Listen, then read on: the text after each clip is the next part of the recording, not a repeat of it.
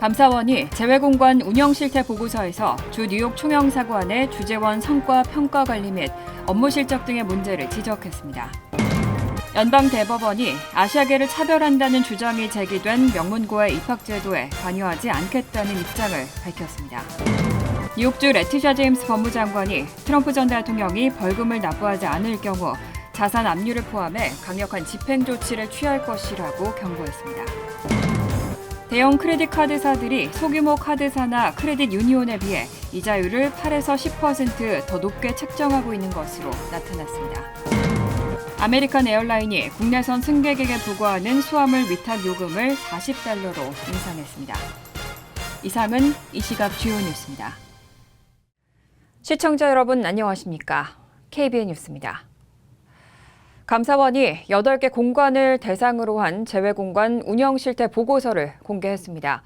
주 뉴욕 총영사관의 경우 주재원 성과 평가 관리 및 수감자 방문 면회 소홀 문제 등이 지적됐습니다. 어제 감사원은 뉴욕 총영사관 등 8개 공관을 대상으로 한 재외공관 운영 실태 보고서를 공개했습니다. 이 가운데 주 뉴욕 총영사관의 경우 감사원은 성과 평가의 관대함과 주재원 업무 실적의 극명한 편차, 수감자 방문 면회 소홀 등을 지적했습니다. 특히 문제가 된 점은 김희환 총영사가 업무 실적 확인 없이 주재관 전원에게 최고 등급인 2를 부여했다는 사실입니다. 감사원은 작성 당시 총영사가 부임한 지 얼마 지나지 않아 주재관들의 업무 실적을 잘 모른다는 사유로 주재관 정기활동 보고 실적을 확인하지 않은 채 주재관 6명 모두에게 전 항목 최고 등급을 부여했다고 지적했습니다. 뿐만 아니라 국세관 등의 통상 업무 비중이 낮고 재경관 등 10명은 상반기 적극적이거나 핵심 활동이 전무한 상태였으며 4명은 하반기에도 실적이 전무했고 연 1회 이상으로 규정된 수감자 방문 면회 업무도 제대로 이행되지 않았습니다. 총영사관 측은 이에 대해 개선할 사항은 개선하겠다는 입장을 밝히면서도 문서로 집계되지 않은 다양한 활동이 있고 수감자 면회는 코로나19로 인해 어려웠다고 설명했습니다. 이와 관련해 주 뉴욕 총영사관의 관계자는 근무 실적과 관련해서는 원 소속 부처에서 주재관으로 발령됐을 경우 원 소속 부처와 진행하는 활동이 있다며 전자 공시 시스템을 통하지 않고 이루어져 집계하기 어렵다고 설명했습니다. 연방대법원은 대학 입시에서 소수인종을 우대하는 정책을 폐기한 바 있습니다. 하지만 아시아계를 차별한다는 주장이 제기된 명문고의 입학제도에는 관여하지 않겠다는 입장을 밝혔습니다. 어제 대법원은 버지니아주의 명문고등학교인 토머스 제퍼슨 과학기술고등학교의 입학제도에 대한 사건을 심리하지 않기로 결정했다고 보도했습니다.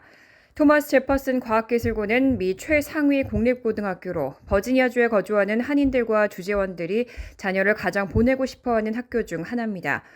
그런데 이 학교는 2020년 다양성 확보를 이유로 어렵다고 정평이 난 입학시험을 폐지하고 원서 제출 비용 $100를 받지 않기로 했습니다. 또 학생을 평가할 때 주거 지역과 사회 경제적 지위 등 인종 중립 요인을 고려하고 페어팩스 카운티 학군에 소속된 중학교마다 입학 인원을 할당하는 등 새로운 입학 제도를 도입했습니다. 그 결과 새 제도를 처음 도입한 2021년 입학에서는 아시아계 학생 비율이 전체 73%에서 54%로 감소하고 흑인과 히스패닉, 백인 등 다른 인종의 학생 비율은 증가했습니다. 이에 대해 아시아계 학부모들은 새 입학 제도가 아시아계 학생들의 입학을 줄이기 위한 목적이라며 반발했고 학부모 단체는 학교 측을 상대로 소송을 제기했습니다. 2022년 1심에서는 법원이 학부모 단체의 손을 들어줬지만 지난해 2심에서는 입학생 다수가 여전히 아시아계라는 이유로 새 입학 제도가 아시아계를 차별하지 않는다고 판결했습니다. 이에 학부모 단체는 연방 대법원에 심리를 요청했지만 대법원은 이를 받아들이지 않았습니다. 이로 인해 2심 판결이 확정되면서 새 입학 제도는 유지될 것으로 보입니다. 대법원은 이번 사건을 심리하지 않기로 결정한 이유는 밝히지 않았습니다. 바이든 대통령이 오늘 학자금 대출 상환 면제를 위한 새로운 조치를 발표했습니다. 이번에는 총 $12억 규모의 학자금 대출이 상환 면제 대상입니다. 오늘 바이든 대통령은 $12억 규모로 대학 학자금 대출의 상환 면제 공약을 추가로 실행했습니다. 이번 조치로 약 15만 3천 명의 대출자들이 혜택을 받게 됩니다.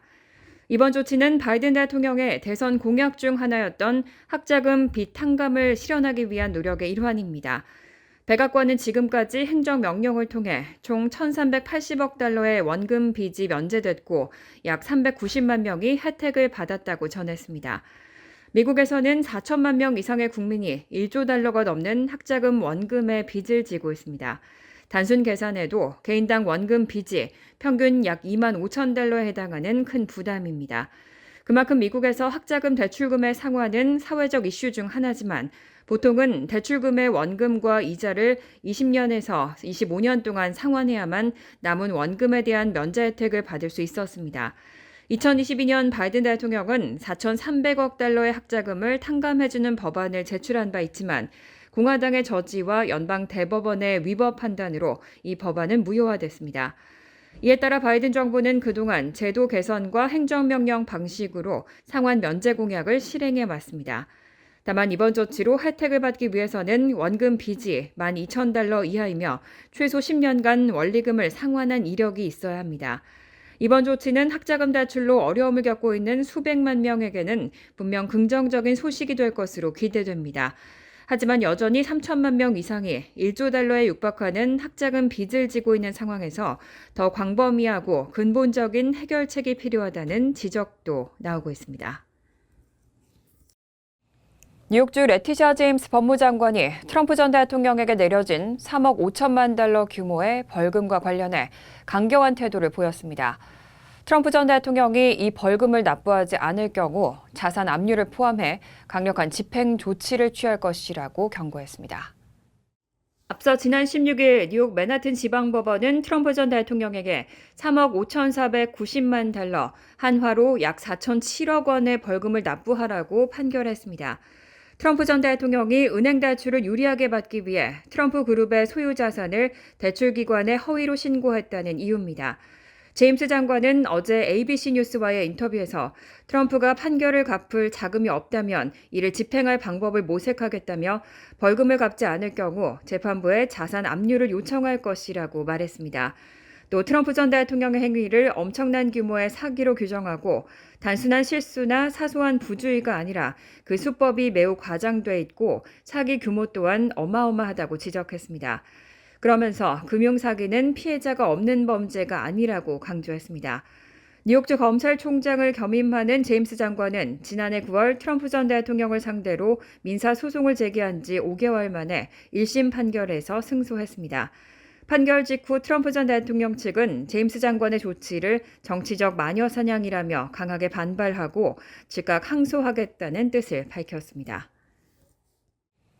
뉴욕시에서 중저소득층을 위한 아파트의 수가 지난 회계연도에 22% 증가한 것으로 나타났습니다. 하지만 이 가운데 가족 단위로 입주할 수 있는 매물은 부족했습니다. 지역 매체 고다미스트가 뉴욕시 주택 데이터를 분석 보도한 결과 에릭 애담스 뉴욕시장의 취임 이후 건설되거나 자금이 지원된 어포더블 하우징 유닛 약 2만 4천 개 가운데 약 70%가 스튜디오나 원베드룸 아파트인 것으로 파악됐습니다. 어포더블 하우징을 신청하는 2인에서 3인 이상 가구가 입주할 수 있는 투베드룸 아파트의 비율은 현저히 낮았습니다. 하지만 뉴욕시 주택보존개발국에 따르면 어포더블 하우징을 신청한 88만 9천 가구 가운데 약 17만 8천 가구는 3인 이상 가족이었습니다. 특히 퀸즈 리치몬드 힐과 오존 파크 같은 지역에서는 가구당 평균 인원수가 4명에 달하는데도 불구하고 남부 퀸즈에 건설되는 어포더블 하우징 유닛 중 90% 이상은 스튜디오와 원베드 아파트로 구성되어 있습니다. 한인 밀집 지역인 뉴욕시 의회 19선거구와 20선거구의 스튜디오 원베드룸의 유닛 비율은 각각 25%와 47%로 낮은 편이었지만 퀸즈 오클랜드 가든과 베이사이드 힐스, 프레시 메도 등을 포함하는 23선거구에서는 65%로 높은 편이었습니다. 19, 20, 23선거구의 가구당 평균 인원수는 약 3명입니다. 앞서 지난해 8월 아담스 시장은 중저소득층 가족들이 안정적인 생활을 할 수 있도록 어포더블 하우징 유닛 확보에 집중하겠다고 밝혔지만 전문가들은 이 정책이 결국 1인 가구를 위한 정책이라고 지적하고 있습니다.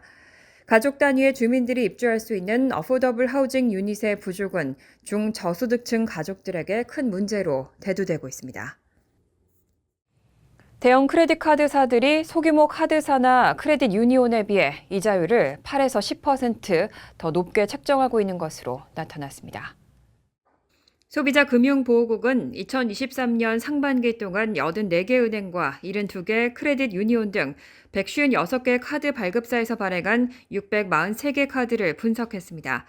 이후 결과를 발표한 보고서에 따르면 대형 크레딧 카드사들은 소규모 카드사나 크레딧 유니온보다 평균적으로 더 높은 이자율을 부과하고 연회비를 부과할 가능성도 더 높은 것으로 조사됐습니다. 특히 크레딧 점수가 620점에서 719점 사이로 양호한 소비자의 경우 대형 크레딧 카드사의 평균 이자율은 28.2%에 달하는 반면 소규모 카드사는 18.15%로 나타나 큰 차이를 보였습니다. $5,000 부채를 기준으로 대형 카드사 고객이 연간 $400에서 $500의 추가 이자를 부담하고 있는 실정입니다. 또 대형 크레딧 카드사의 카드 중 27%가 연회비를 부과하는 반면 소규모 발급사는 그 비율이 9.5%에 불과했고 연간 수수료도 대형 발행사는 평균 $157로 소규모 발급사의 $94보다 70%나 더 비쌌습니다. 이와 같은 상황에서 미국 소비자연맹의 아담 러스트 이사는 소비자들이 지역은행이나 크레딧 유니온의 이자율과 혜택을 적극적으로 알아보는 것이 중요하다고 조언했습니다. 한편 크레딧 카드 부채가 역대 최고치를 기록하고 있는 가운데 이자와 수수료의 증가가 부채 증가의 주요 원인으로 지목됐습니다. 이에 따른 크레딧 카드 지불 연체 기간도 늘어나고 있는 추세입니다.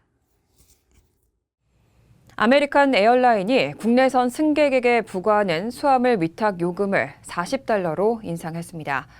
알래스카 항공과 젯블루 등 다른 항공사도 잇따라 수화물 요금을 올렸습니다. 아메리칸 에어라인에 따르면 이번 수화물 위탁 요금 인상 조치는 미국 내 국내선과 미국령 푸에르토리코, 버진 아일랜드행 항공편 이코노미석 탑승객을 대상으로 합니다.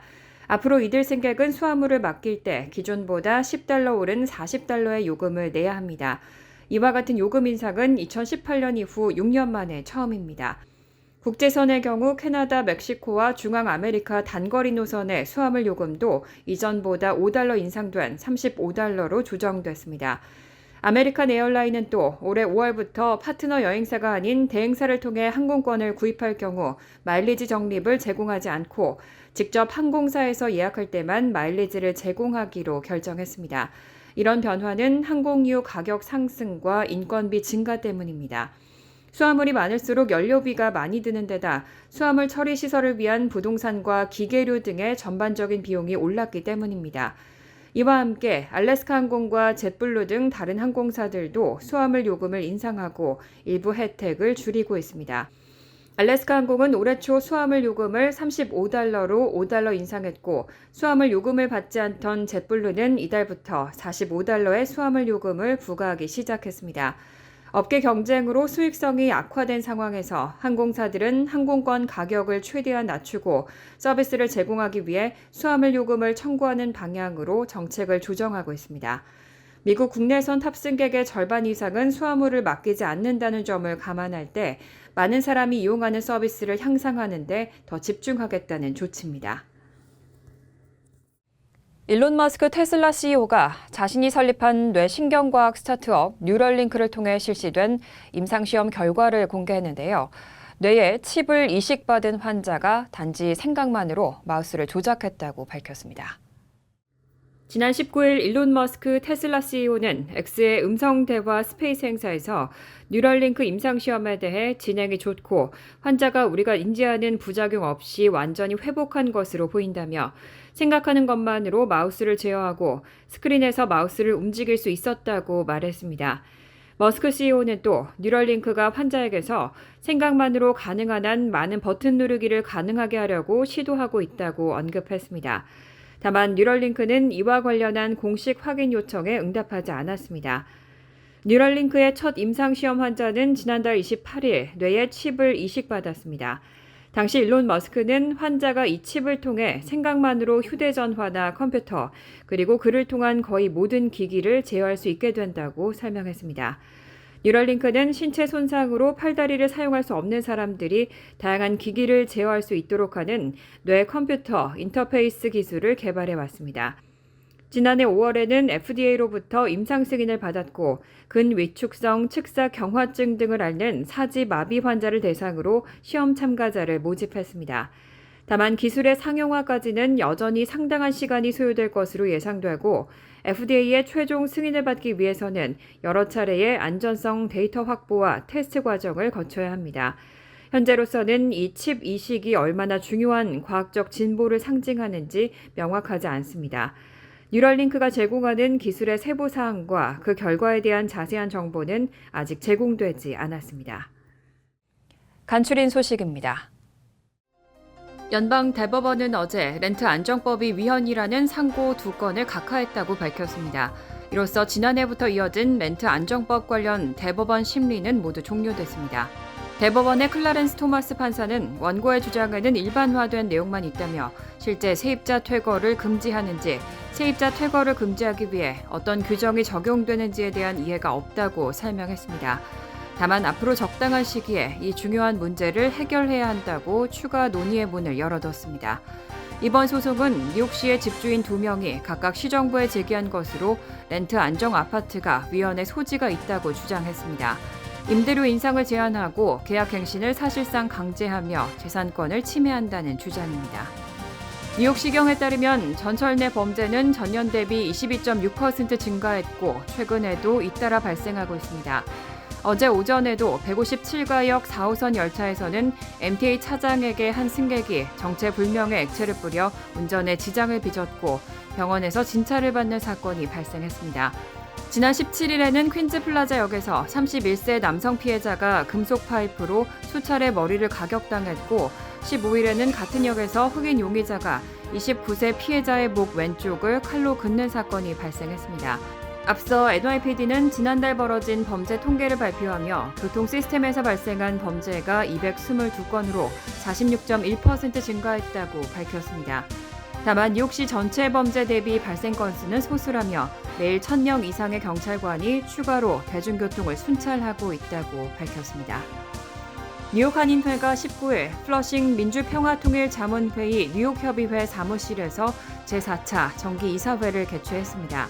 이사회는 지난달 28일 총회를 통과한 회칙 개정에 따른 이사 확충을 위해 추천위원회 구성을 완료했습니다.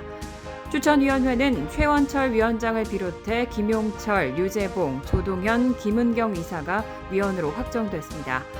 한인회는 4월 말까지 1차 이사진을 구성하고 추천위는 추천된 이사들에 대한 서류 검토 후 이사회 제출해 이사를 영입할 계획입니다.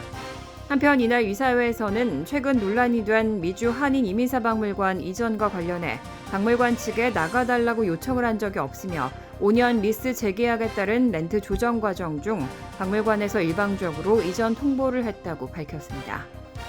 한미연합회는 오는 3월 20일 워싱턴 DC 연방의사당 지하 방문자 센터에 있는 사우스 오리엔테이션 시어터에서 대한민국 초대 대통령 이승만의 일대기를 다룬 다큐멘터리 영화 건국 전쟁 상영회를 개최한다고 밝혔습니다.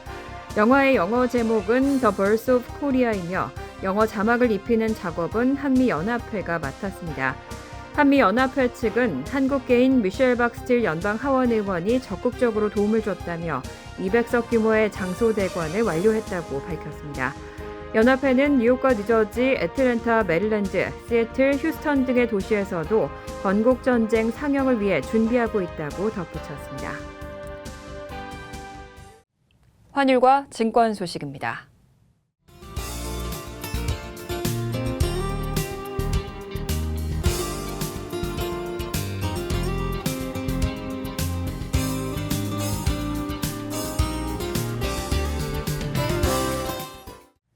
이어서 날씨입니다.